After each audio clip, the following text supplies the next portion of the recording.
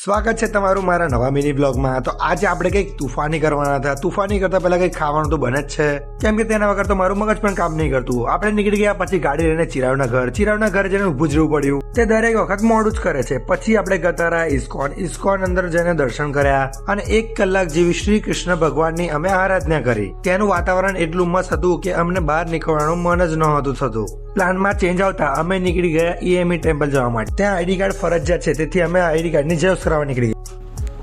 तो गाइस अभी हम जा रहे हैं EME और हम पहले गए थे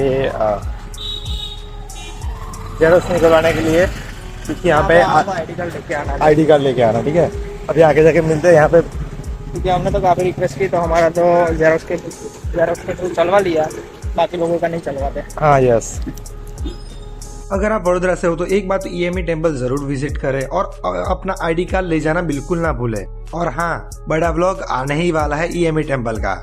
उसके बाद बैंक का काम खत्म करके हम निकल जाते हैं घर की तरफ। घर जाते ही मैंने अपने 3-4 वीडियो जो मेरे बाकी थे उनकी एडिटिंग खत्म की। अगर आपको ये वीडियोस मेरे पसंद आते हैं तो फॉलो करना बिल्कुल ना भूलें।